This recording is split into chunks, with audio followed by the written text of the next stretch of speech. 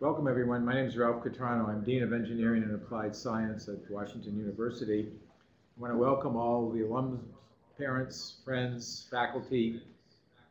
We're doing this because I want to share a snapshot of the engineering school as it now is and sort of move it out into the alumni field and to all of our friends and our faculty. There's going to be about a 30-minute presentation followed by question and answers. And you'll see on your screen in the lower right-hand corner an opportunity for you to write questions for me to see at the end of the presentation. I'll remind you during the presentation of the ability to write these questions. I won't see them during the presentation, but we'll call for questions after the presentation. The first slide really gives you a picture right now of the school. If you look at our school with faculty, students, and alumni, you see that we have about 80 tenure track faculty, undergraduate students about 1,100, roughly 350 master's students and PhD students, and alumni are now numbered approximately 19,000.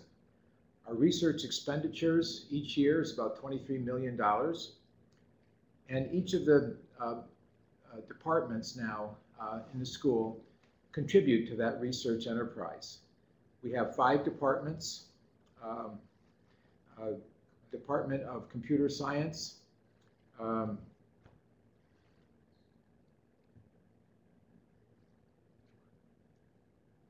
you go, Biomedical Engineering. It's coming up in just a minute. You'll see the 5 on the right-hand side. There it is, right. Hold it right there. That's good. So the departments on the right, you'll see Biomedical Engineering, Computer Science and Engineering, Electrical and Systems Engineering, Energy, Environmental and Chem Engineering, Mechanical Engineering, Materials Science, and also we have a joint program with the University of Missouri St. Louis, the Engineering Undergraduate program at our sister institution here in St. Louis. I want to point out a couple of things about the departments. First of all, the names of the departments I think are important, especially with respect to electrical engineering, chem engineering, and mechanical engineering. As you see from the tenure track faculty, we're not a large engineering school. We only have 80 faculty, and I'll say more about our plans to increase that number. What we've done is we've actually focused on a number of sort of areas within each of those broad disciplines. So for example, in computer science and engineering, everyone pretty much knows what that entails, science and engineering in the computer field. But in electrical engineering, we've added systems engineering. In chemical engineering, we've added energy, environmental, and chem engineering, relating our focus on energy and the environment.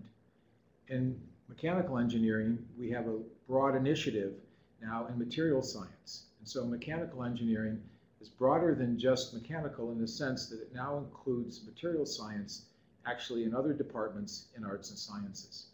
And so even though we have ABET certified courses in all of these disciplines, we are beginning to see a focus due to the size of our school and emphasizing where our strengths really are. So let's take a look at our strengths. First of all, if you look at our rankings of some of our key departments, biomedical engineering and environmental engineering, which is in energy, environmental, and chem engineering, are in the top 10 in the country.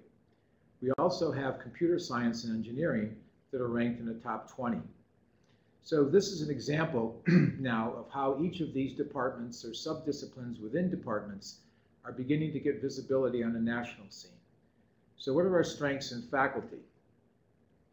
So in faculty, these are 10 assistant professors who've recently been hired.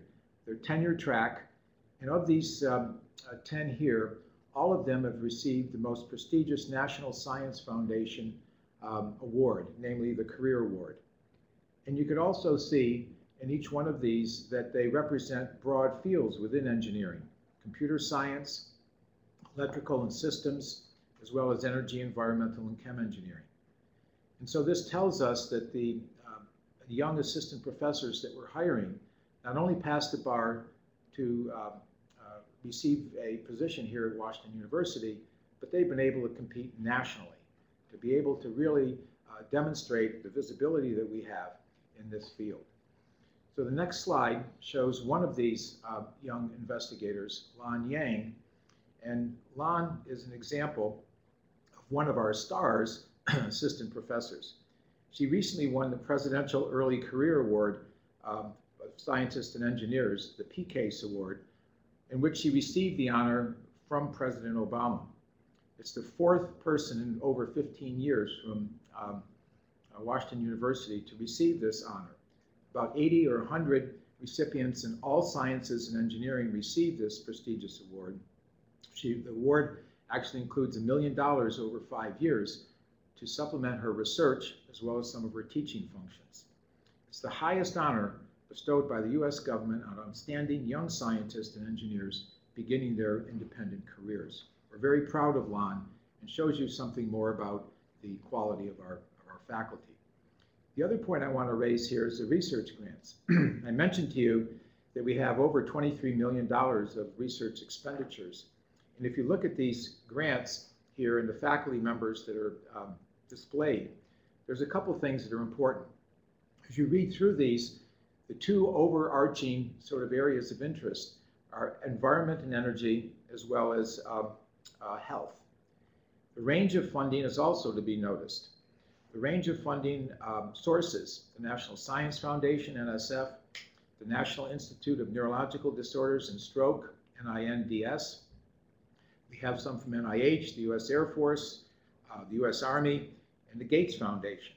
So you see the funding sources are very diverse for our faculty. The other point is that many of these fields overlap with other fields. And so the cross departments and all the departments are recognized in this particular one. And then finally, we have assistant professors, associate professors, and full professors, all receiving these grants. And these 6 or 7 professors that you see here are examples of that particular range. The third point I want to mention about the strengths are our undergraduate students. Our undergraduates are the best in the country. And if you look here in the fall of 2011, you can see that our SAT math and verbal are above 96th percentile.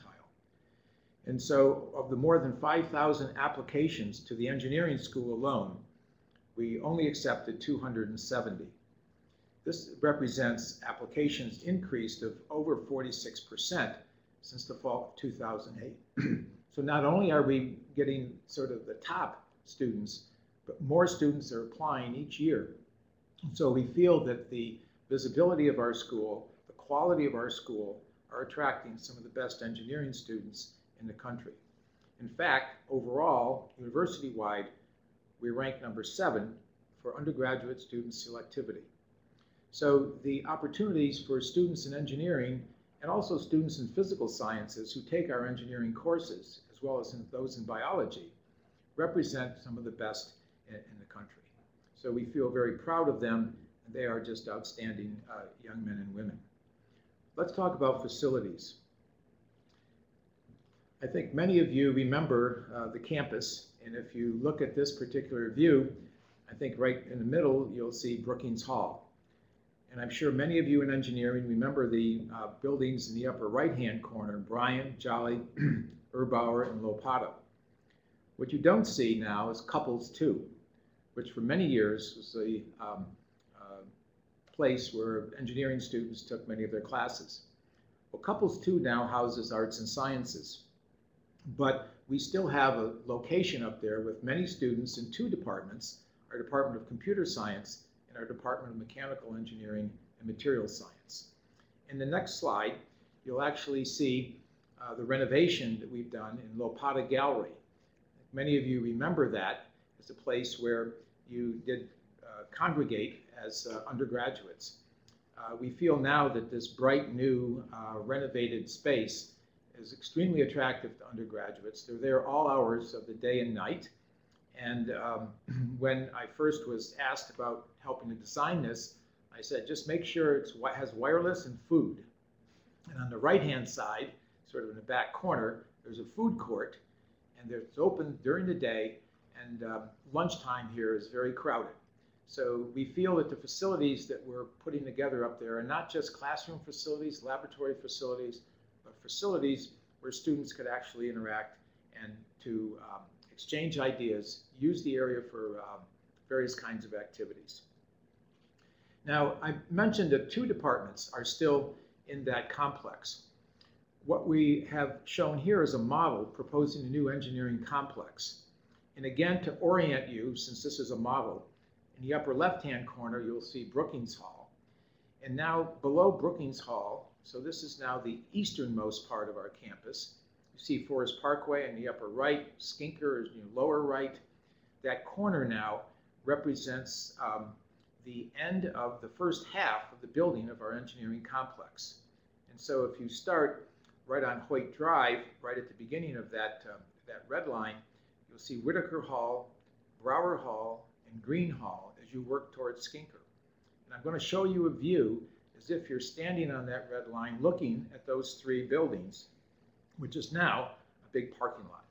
The next slide shows you that picture showing you Brower Hall, where we're presenting this slideshow right now, Whitaker off to the left, Green off to the right.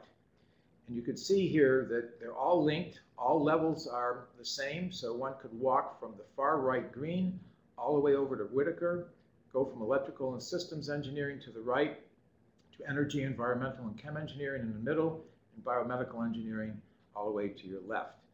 And the idea here now, remember, is to fill in this particular plot of land with additional buildings that I'll show you later, sort of our future plans, to have the whole engineering school located in one position. And so then, leading up to this, so what are our plans for the future? Let me share with you now some of these.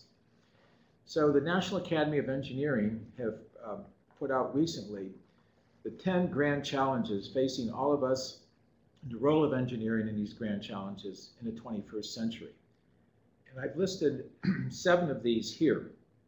And again, our overarching focus for our research here is health and environment and energy. If you look at these 7 now, you'll see from the first 3, all dealing with energy and the environment. Solar energy, more economical, carbon sequestration, clean water, clean air. In the computer area, secure cyberspace. In the health area, better medicines, advanced health informatics, as well as tools for scientific discovery. These are the 7 areas that are represented throughout our school, and they are represented throughout the rest of the university. And this now allows us to interact with other disciplines. And the next slide really shows you the importance of this. And the new term that we're using to show this, due to the advances in technology, both in the physical sciences and engineering, is what we call convergence of disciplines. This is an exchange of mindsets and approaches. This is not just 1 or 2 individuals getting together and talking about it. It's really now merging to the point where physical sciences, engineering, and the life sciences are all coming together in order to understand complex living systems, for example. This will have big impact on how the next generation of scientists and engineers are educated. It's also going to yield critical advances to healthcare, energy, and the environment. So it's essential that we collaborate and communicate and be able to work with other scientists and other students and engineers throughout all of our schools.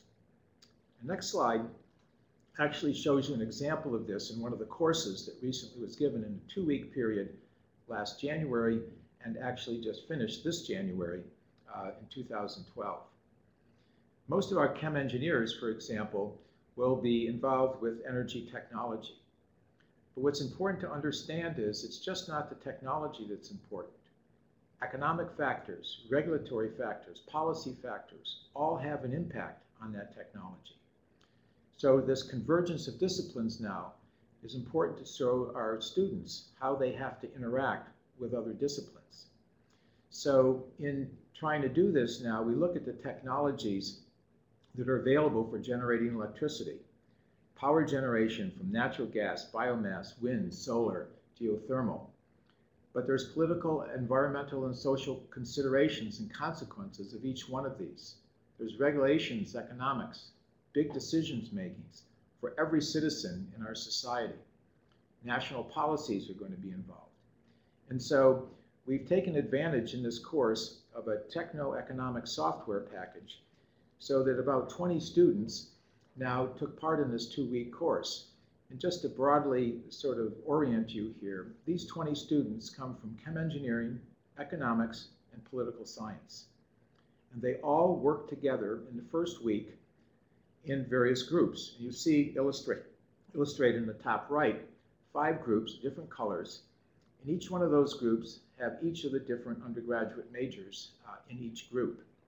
But each one of those groups took one of the technologies involved with energy: wind, solar, coal, natural gas, nuclear. And during that first week, they all were brought up to the same level in terms of the different disciplines. So there are lectures, there are outside speakers, and they became familiar with the software in which they look at the technology, but also the impact of regulatory and economics on each one of those energies in certain areas. So they worked in the general area general region rather of St. Louis. The second week, each of these 5 groups now were separated so that each of the new 5 groups had an individual from the original 5. So the 5 groups in the bottom half of the right-hand half of the slide, you could actually see that each one of the groups had representatives from wind, solar, coal, natural gas, and each one of these groups then sort of competed, and they all had different regions, or they all were asked, in this particular region of the world, what's best? So what might be best in Brazil might not be the best in Sri Lanka, might not be the best in China, might not be the best in St. Louis or in San Francisco. So this allowed the students in these 3 different undergraduate disciplines to work together to look at a solution for how one takes these different technologies in terms of its economic impact as well as its social impact. So let's look now at the strategic plan that we're putting together in these 2 general areas, health and the environment and energy. So if you look now across the different departments, we had the faculty as well as the chairman of each of the departments work with my office to have dialogues throughout the fall semester as to what areas they thought they had strengths in, what areas they wanted to build, and what were the most exciting areas to sort of move ahead as a research theme. So these 5 emerged. And you could read this while I'm going through the narrative. Each one of the departments, you can see, has interest in more than one of these. Smart materials and nanotechnology not only involves material science, for example, in mechanical engineering, but definitely involves computer science and electrical and systems engineering. Biological systems engineering impacts not just biomedical engineering, but bioinformatics in computer science, as well as systems engineering and electrical and systems engineering. And you can do this with any one of these themes, whether it's imaging technology and signal processing, or whether it's networking and communications. Each one of these can be viewed from any one of the 5 departments. And then finally, each one of these should be able to interface with a number of other physical sciences and natural sciences, both in the medical school as well as arts and sciences. So this is the way we're moving ahead with the research theme: convergence of disciplines, the interaction and the interdisciplinary nature of that. So what resources are needed to achieve excellence in these areas? So we're putting together a strategic plan, but also our strategic plan has to rely on what resources are necessary. Where are we going to get those resources? So let me go through some of these. So we did a recent benchmarking exercise of different engineering schools. And we'd like to sort of target the 5 engineering schools that you see listed on the left: Duke, Hopkins, Northwestern, Princeton, and Rice. We compare ourselves with those 5 institutions in a lot of different ways: medical school, undergraduates. And so we targeted those engineering schools and asked, how many tenure track faculty do they have?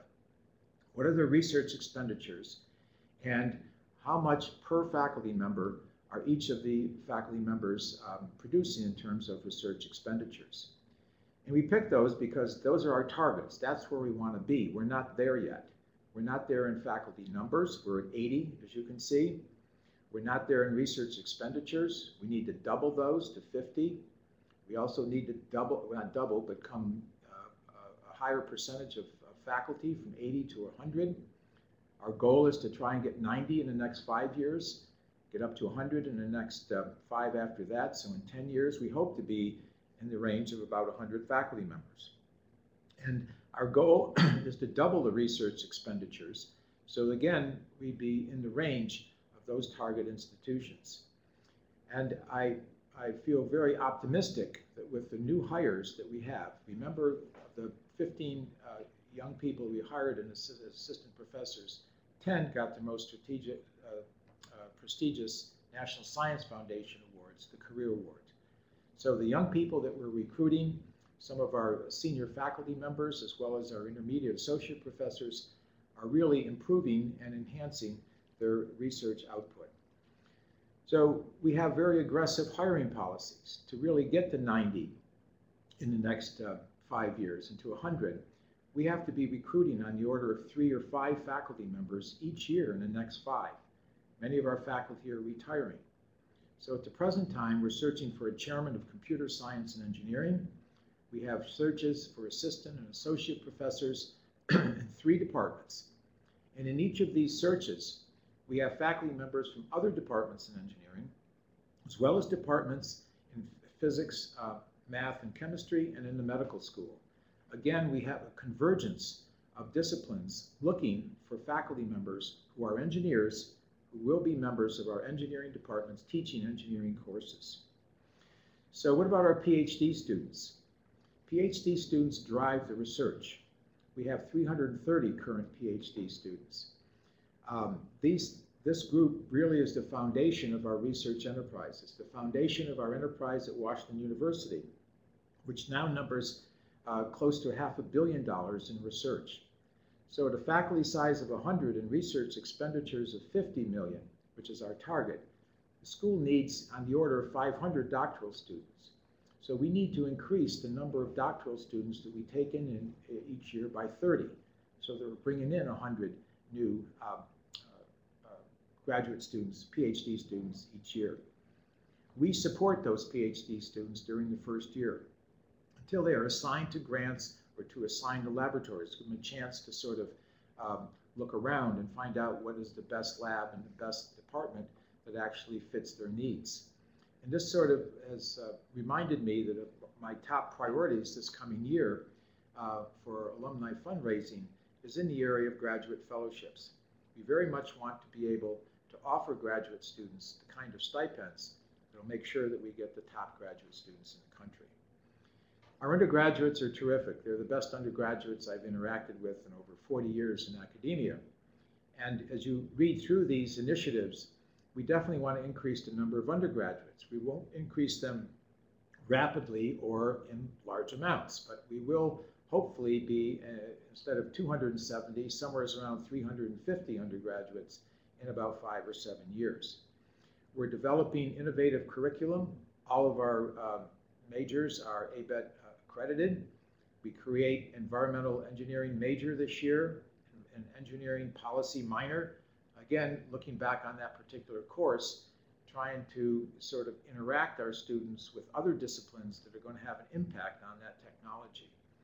We're really promoting a combination bachelor's-master's program, our so-called BS-MS, so that we take our best undergraduates and allow them with some financial support to stay an extra year to get a master's. It allows them to switch into another area of engineering for a combination of 2 different engineering degrees. It broadens their opportunities to get jobs at a higher salary. We also, over the last, I'd say, 10 or 15 years, accumulated a large number of alums in the area of merit scholars. These are undergraduates here. Many of you might have been a merit scholar, a Langsdorff or a Woodward scholar. And we're actually developing a subgroup or a family of alums that begin to know each other, help us recruit students, that will also be merit scholars and be able to help us identify this outstanding group of alumni. Our international programs, our undergraduate research are going strongly in the future, are going very rapidly now. And I want to just mention one more thing before we end up in time. That is that we are proposing this next year to do an entrepreneurship initiative. And one portion of this entrepreneurship initiative is to help undergraduates enhance, or let's say incentivize them to be thinking about developing some of their ideas, either to start a company or to be able to see how a company is established, what is intellectual property, how do we actually move our technology out into society. And so we are now putting together a proposal that we're hoping to fund next year so that these students could get awards to actually move some of their ideas into society. Speaking of that, we've now identified new opportunities, new initiatives for corporate outreach. We have master research agreements with two big companies here in St. Louis, Boeing, the former McDonnell Douglas, and Monsanto. These will allow faculty members and scientists and engineers at these institutions and at Washington University easily set up research agreements so that money from these companies can be used in a way here to generate not only research within the university, new knowledge, but knowledge targeted to their needs as well. Also, from these interactions with corporations, we hope to increase the number of design projects, mentor programs, internship opportunities. And I want to say to all the alums that are listening, we encourage you to let us know of any internships or co-op opportunities that you may have in your region, and also mentor programs. Many of our undergraduates come back to your regions for holidays, and to mentor them, to tell them what you're doing as former engineering students here, I think would be really a tremendous opportunity. The Seaver Institute and the Center for the Application of Information Technology is moving ahead extremely rapidly with new leadership. And again, this is going to catalyze our corporate outreach. And then finally, I'd like to say something about the engineering complex that I mentioned to you early on. For future plans, as you notice here, the red line indicates that the first half of our engineering complex is now completed. Whitaker Hall to the left, Brower Hall in the middle, and Green Hall to your right. Each one of these now houses a department in the School of Engineering. We're hoping in the next 5 years to be able to fill those buildings with new faculty members at the rate that I mentioned earlier, but also to think about the next stage of this complex. You see here diagrammed Whitaker, Brower, and Green, and when light green, you can see the 3 buildings we now have in play and actually being used by undergraduates and graduate students. And the 2 departments that are not down in this complex now, computer science and engineering and mechanical engineering, material science, are poised to move here as soon as we have the necessary resources to put those buildings together.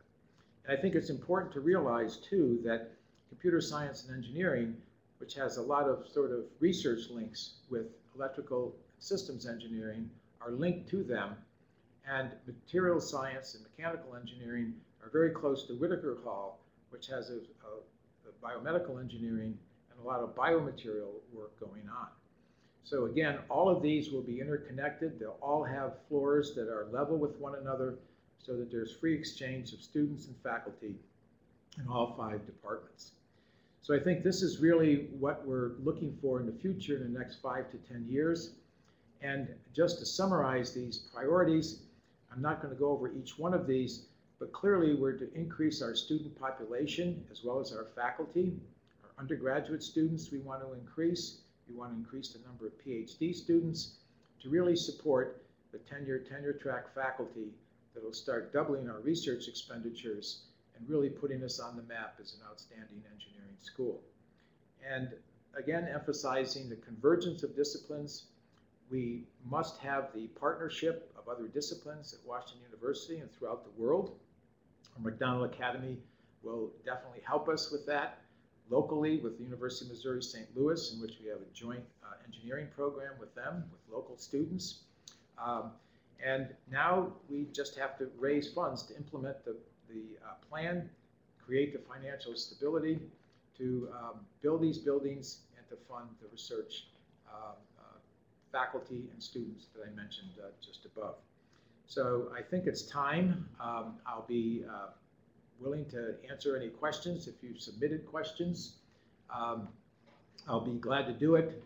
You see here on the screen, you could always email engineering.worcester.edu or me, RSQ, my initials. And those are easy ways to, there it is, easy ways to contact me directly. So thank you very much for attending. Thank you very much for submitting some questions. And you can submit questions anytime now in the next 20 or 25 minutes. Thank you very much. Okay, so the first question, Sandra Matucci, describe the school's commitment to support the research/writing of graduate students. Okay, many of the graduate students here, we hope that will be able to start writing their own research grants while they're here.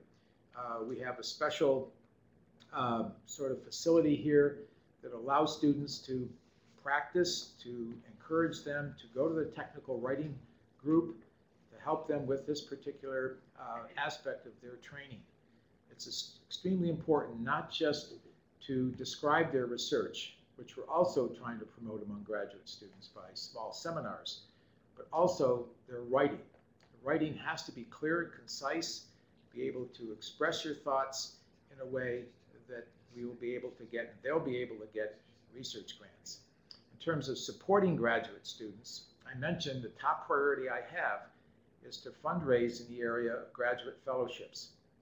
One of the outstanding groups in the life sciences here, the Division of Biology and Biomedical Sciences, started over 40 years ago with endowed funds to support graduate students, which really sort of led to the improvement of the life sciences here to the state now where the medical school's in the top 4 and most of the programs are in the top 10. So my goal is to increase the fellowships, not only to have them endowed, but also the stipends are larger so that we'll be able to get the best graduate students. So I think that last year, as an example of this, I increased the number of first-year graduate fellowships, and I believe that the Technical Support Writing Group is another sort of facility we have here that will really help the graduate students. Okay, next question. Bridget Wegman from Twitter. As an alum, how can I help the school? Well, there's two ways, at least two.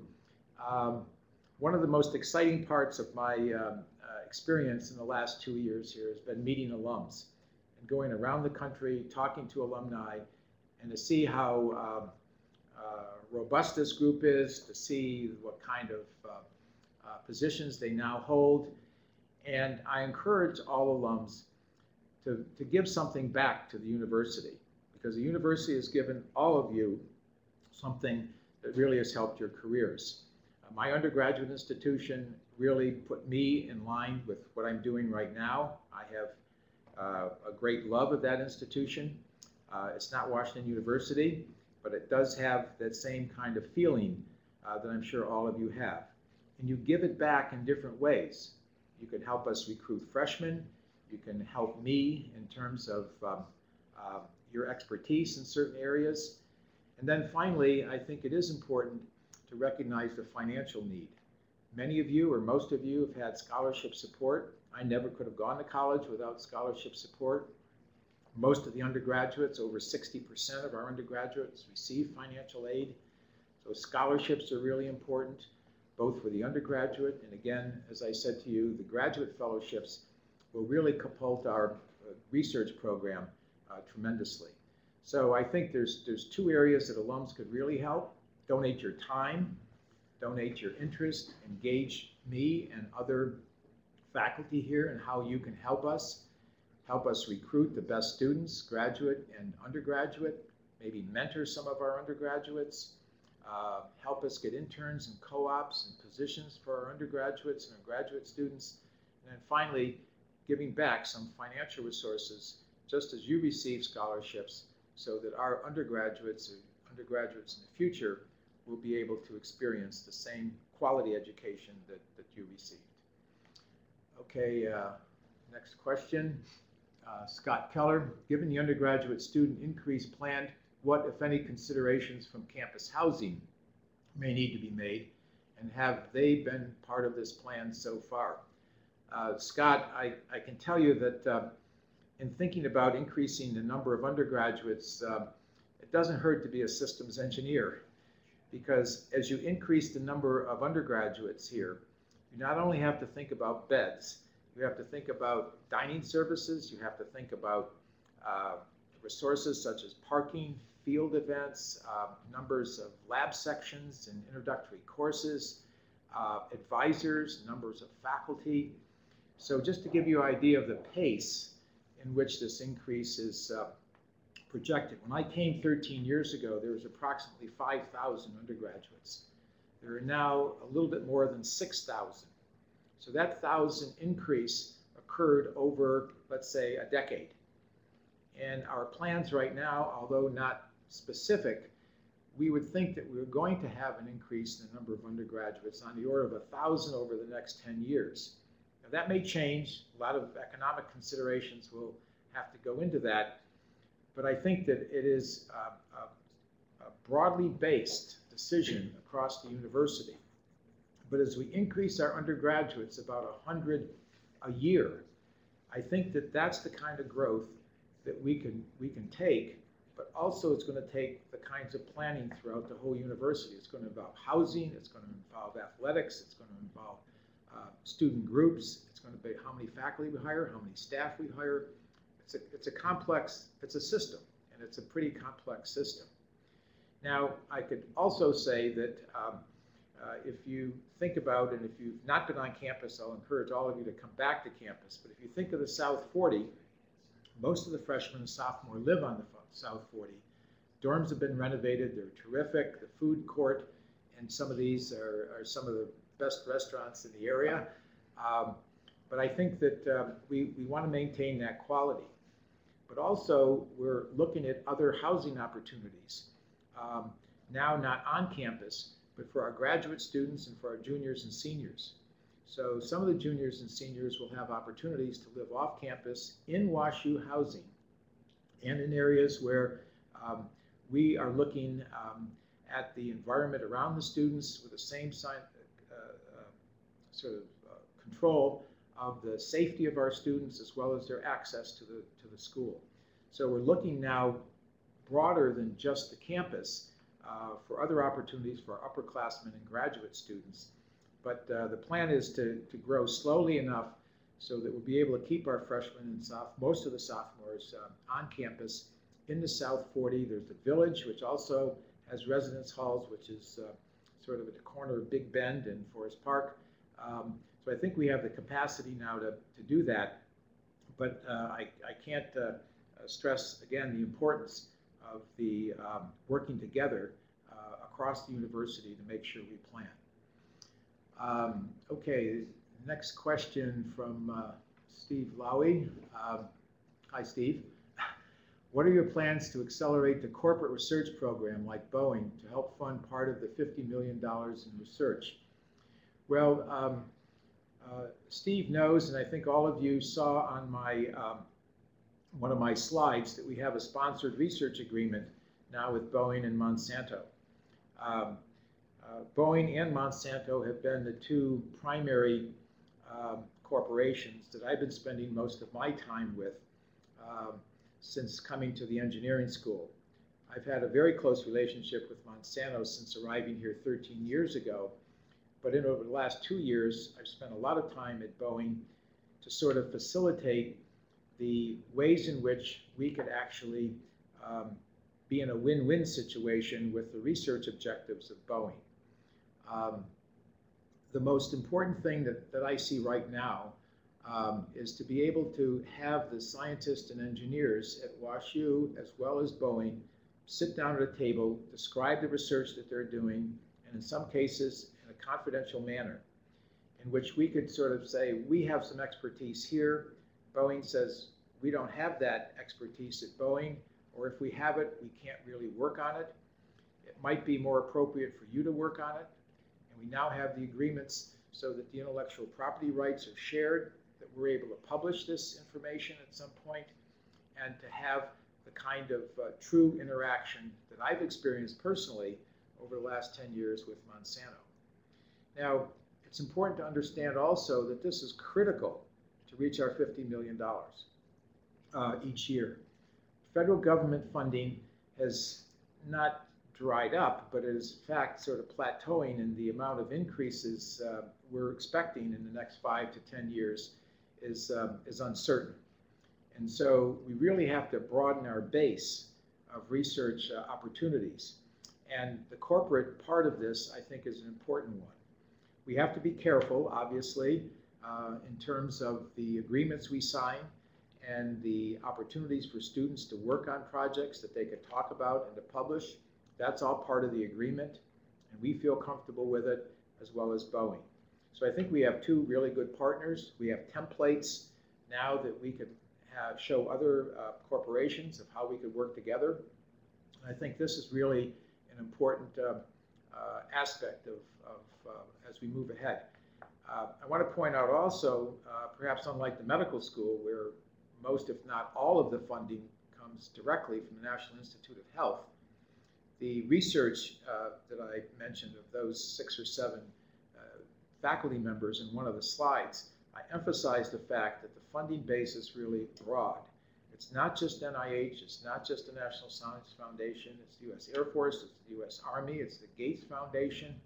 So we have a broad base now, and as many of you know, engineering discipline and engineering expertise applies to all fields. So we don't have to be just NIH. We could be in other areas that are non-medical, not bio, but in fact represent a broader technological base because of the nature of engineering and the nature in which we train our scientists. So I think it's an important one. I think it's one that you recognize, and I think many alums recognize. And I think any kind of interaction we could have, that you have with companies, that we could have with companies, is another way alums could help us. Thanks for the question. It's an important one. Joe Boston. Hi, Joe. Comment on the quality of PhD students presently and as numbers increased over the next few years. Joe, we actually did some benchmarking on this. As you know, I was for a couple years director of the Division of Biology and Biomedical Sciences. And being in the life science arena myself, I know the quality of graduate students that are coming into the life sciences, into the Division of Biology and Biomedical Sciences, and the PhD and MD PhD students coming to Washington University. So if you take the metrics for those incoming Division of Biology and Biomedical students and the metrics of our incoming engineering students, they're very, very similar. So we're taking in graduate students with the same kind of qualifications as those graduate students coming in biology and the biomedical sciences. Now, I'll say very quickly that we have to do better. I want to see an increase in the quality and the number of graduate students applying. And the way we're going to do this, and the way we're really, or the experience I've had with this, is that we have to demonstrate the high quality research that's going on here so graduate students will want to come here. And I think we're beginning to get to that level where the faculty members and the young faculty members are becoming more visible, will be able to show those graduate students out there the importance of their research so the graduate students will want to apply here. And we have an opportunity, we have a job actually, that we have to make this research more visible. So we have a very talented marketing group here, and that group is now trying to sort of find ways in which we could actually move out the research so that those individuals in society could actually see what we're doing. I think we're still a pretty big secret in a lot of areas.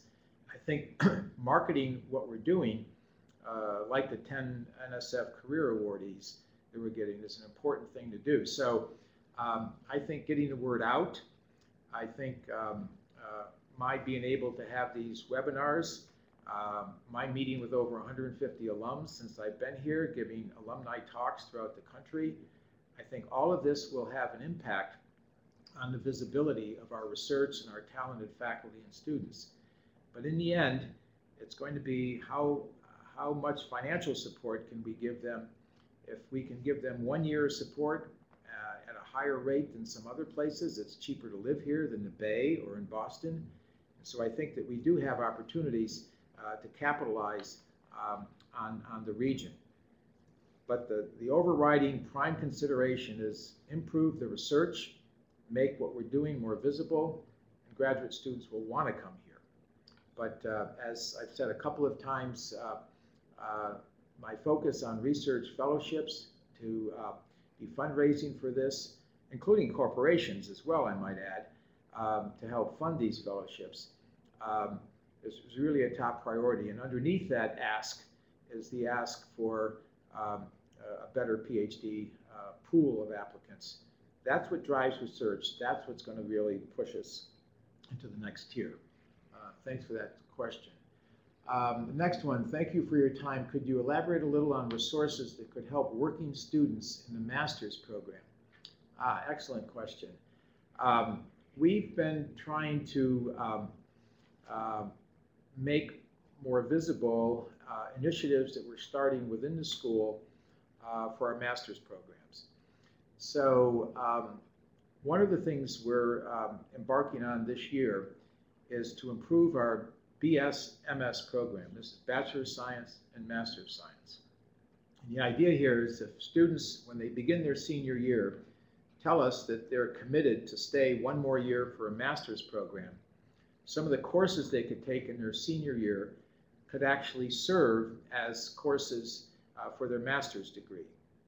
And so by doing this, you streamline the master's degree so that at the end of the 5th year, 1 year after their bachelor's, they would have a master's degree. And as I said earlier, this would allow some of our bachelor's students who, let's say, major in mechanical engineering to do a master's in computer science. That combination might make them more attractive to different jobs and perhaps even, or more likely, a higher starting salary. And the way we're going to do this, and the way you and other alums and corporations and foundations are going to help, is that we need to provide financial resources for the best students to stay that extra year. And so I've committed this coming year resources from the dean to have tuition assistance for our best undergraduates to stay here 1 more year. So that's one area that we're looking at as a master's program. The second area has to do with our joint program with the University of Missouri St. Louis. The University of Missouri St. Louis will be celebrating their 50th anniversary next year. For 20 of those 50 years, we have had a joint engineering program in which UMSL students get an engineering degree that we teach them. The first 2 years, they take the prerequisite courses in physics and math and other disciplines. The last 2 years, they concentrate on mechanical, electrical, and civil engineering courses. Those courses are taught by some adjuncts, but many of our own faculty teach those courses. UMSL students actually come here. Now, the importance of this has sort of a couple of functions. One is that this student group is a very diverse group, and many of them have jobs so that they can work part-time. And if you have students locally who are committed to stay in the area or from the area as a diverse population, that this will really help us be able to move our technology, our education to a different set of students, and will actually help the local workforce. And so we have now met with the University of Missouri St. Louis, the chancellor, the provost, and the dean, and we're going to encourage their undergraduates who finished engineering degrees to do the same master's program that I just elaborated on of our own undergraduates who've gone 4 years here at WashU. So I think that we're looking at different ways in which we could bring in different kinds of students to capitalize on the master's degree that we offer here, It'll make them more attractive to help a local workforce perhaps, but to really enhance their opportunities for employment. And what you can do, what alums can do here, again, financial support, but again, looking for opportunities for master's students who could very well be from local areas, as well as students, undergraduate students here from different parts of the country, to have job opportunities for them after they finish their master's degree. Okay, let's go to another question from Eric Seidler. My question is, what is Washington University and/or the School of Engineering currently doing to ensure that university-wide online programs are being developed and improved so that higher education costs could eventually stabilize or even fall? Two, WashU can continue to be a world-class institution throughout the 21st century. Well, one thing we're doing is webinars. We really want to try and sort of get our word out, Eric, to the world. And one way of doing this is to project various kinds of online opportunities for others to see what we're doing.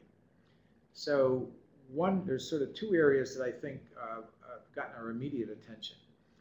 One is that in Brower Hall now, in one of our new engineering buildings, in the basement, lower level, there's a really sophisticated classroom of about 80 chairs. This room is pretty much geared as this room is right now, so we could broadcast any place in the world. Seminars, workshops, up to 80 students present at the time, but also work with our medical school, also with the University of Missouri St. Louis, and on our professional development, that is the corporate outreach, begin to put courses online so that individuals that are working in the community, as well as all over the world, have access to these. So the leader of our professional development group here, Eldar Kosovic, is exploring opportunities now where we can, at least at the graduate level, the master's level, especially with respect to corporations, educational opportunities for corporations such as Boeing or Monsanto, to start with courses that are actually targeted to their those employees at those institutions. For example, now with Boeing, we have a systems engineering master's program for Boeing executives who want to come back to learn the latest in systems engineering. This is a master's program, part-time, evening courses, but some of those are actually going to be online. And the other example in terms of visibility has to do with our McDonald Academy. As many of you probably know, we have partnerships with 27 institutions, primarily in Asia. And these institutions not only send graduate students here in all fields, but we have ambassadors, faculty members here that go back to those universities. For example, I'm an ambassador to Peking University in Beijing and make frequent trips back to Beijing, talk to students there, faculty members. And I actually had a research student come from Beijing, spend a year in my laboratory, which I still have here, based on this kind of interaction.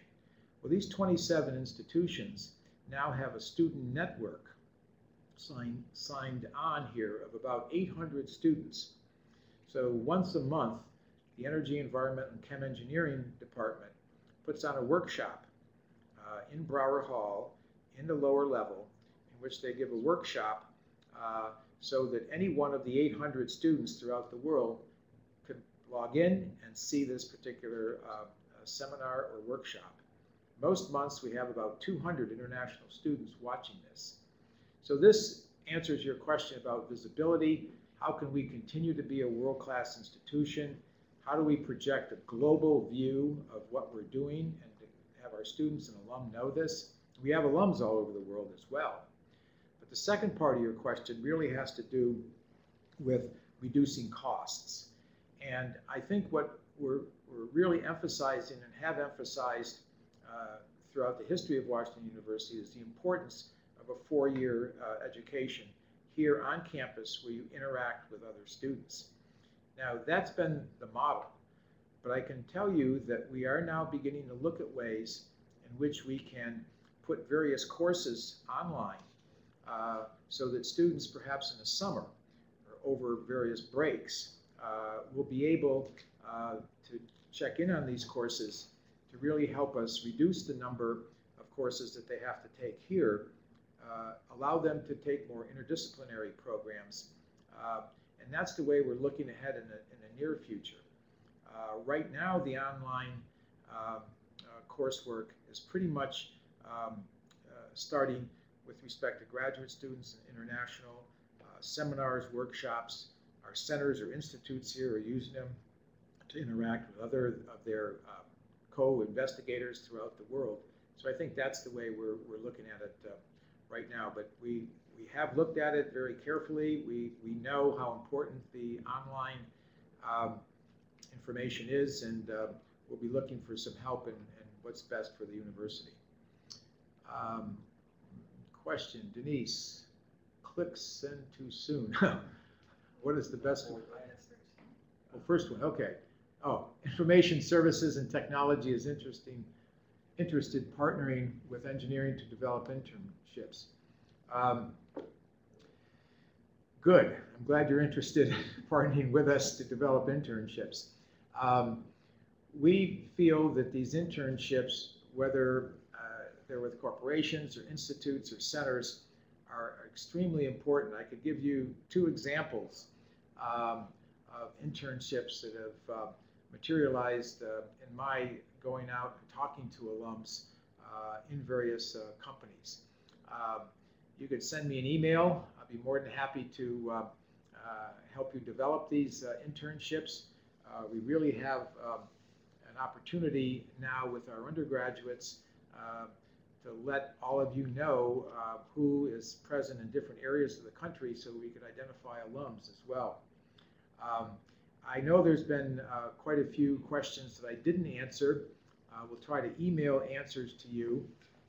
We'll definitely set this up for another time. I hope you enjoyed this very much. I certainly did. And thank you all again for participating. You see my email on the slide. Please let me know if you have any other questions, or whether you think this was valuable, and what we can do to improve it next time. Thanks again.